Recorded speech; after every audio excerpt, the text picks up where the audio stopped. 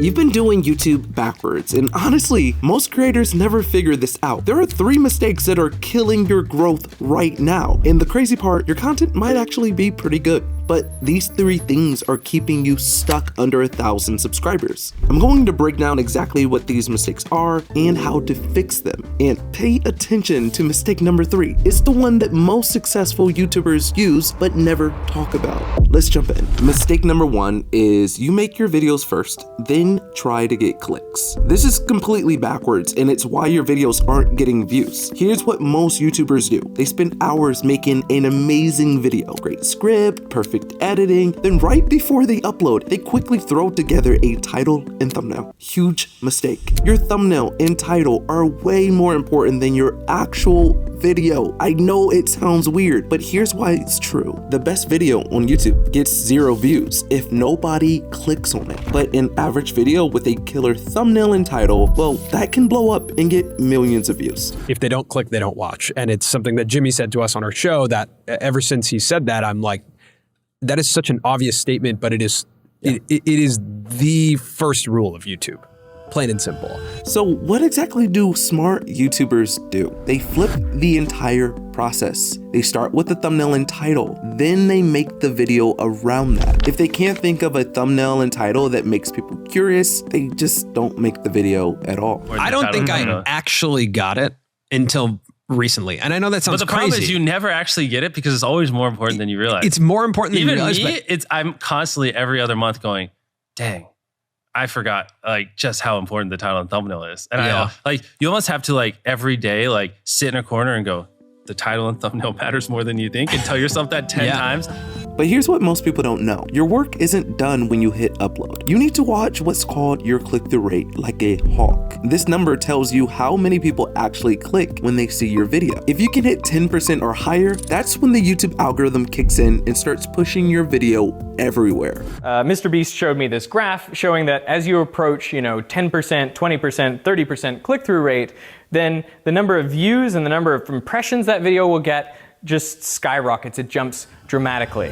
Here's what you actually do. So step 1, after you publish a video, check your click-through rate. After a couple hours, you get these analytics right inside YouTube Studio under Analytics. Step 2, if it's under 5%, start changing things right away. Test different thumbnails, test different titles. Step 3, you can use TubeBuddy.com/thumbnail-preview to see how your thumbnail looks next to others on YouTube. If yours doesn't stand out immediately, well, you need to fix that problem. For thumbnails, I suggest you just keep it simple. Maximum 3 elements, avoid the bottom right corner because that's where the timestamp goes, and just use colors that pop. Most importantly, make people so curious that they have to click. And step 4, don't sleep on your title. A good title can get you just as many clicks as a good thumbnail. With thumbnails, you have to spend a lot of time designing or paying somebody to design for you. But with titles, I mean, you can just come up with as many as you want, or just use some AI tools to help you. I mean, we even have a feature inside YouTube Studio with our browser extension that generates titles based on the context of your video.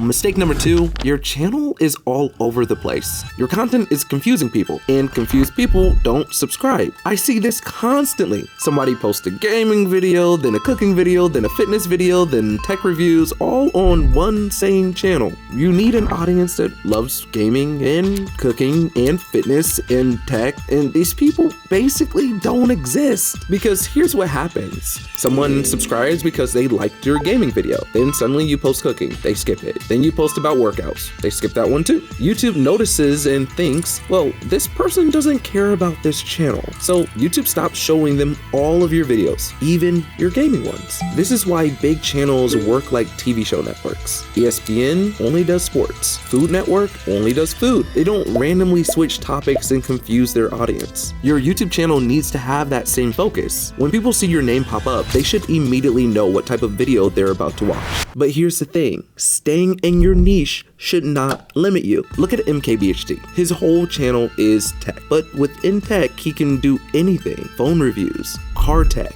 interviews with CEOs. He even talks about playing Ultimate Frisbee, but he connects it back to tech gear. Because he stays in his lane, YouTube knows exactly who to recommend his videos to, tech lovers. And within that space, he has endless video ideas. If he was a creator interested in gaming and cooking and fitness and tech reviews, he could make it all work on one channel by having a consistent through line. This means that he makes a gaming video but ties it back to tech, or a cooking video but ties it back to tech. And the mistake that many creators make is having wildly different topics on their channel without a common through line. So instead of thinking about finding your niche, find what your through line will be.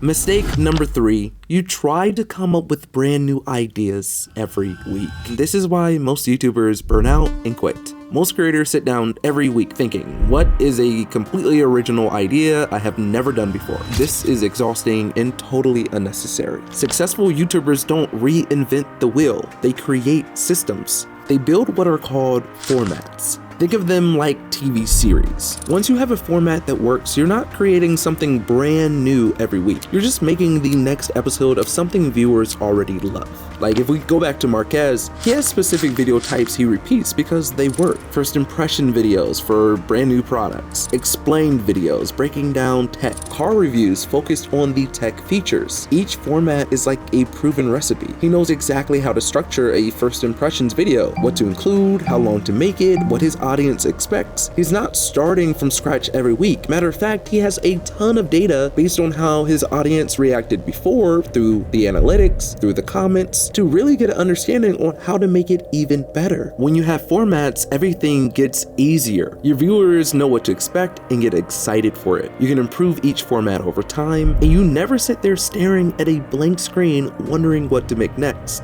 Other great examples are Ryan Trahan's Penny series. He came up with one great format, and he's been able to do that year after year after year. And every time he does it, the viewers go crazy. And then there's Hang Time's Mixing Everything series. Just a simple format where he takes one type of thing and makes a huge mix of all the products in that space. But as you can see here, it has generated his channel millions and millions and millions of views. And instead of him having to sit there and think about like, what is a crazy new video idea that I can do this week, he simply just leans on a format he knows is successful. So here's your action plan. Step 1, find 3 channels similar to yours that are doing really well. I mean, probably over 100,000 subscribers or getting, maybe 20,000 views consistently, and write down their most popular video formats. Step 2, create your own version of one of the formats that fits your style and niche, or through line. Step 3, make 5 videos using that exact same format.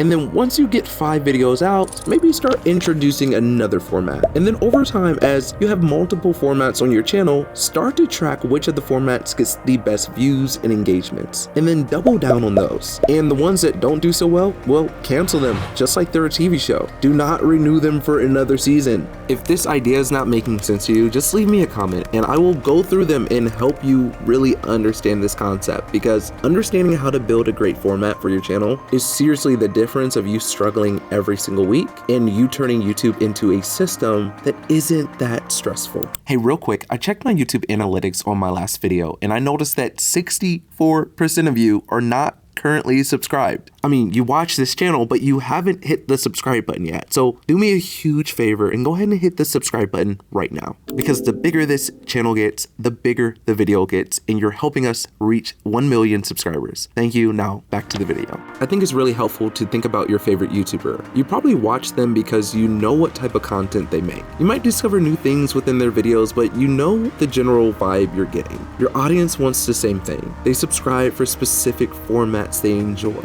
You can experiment within those formats, but don't completely switch up your content style. Master your formats first. Your subscribers will love the consistency, and YouTube's algorithm will reward you for it.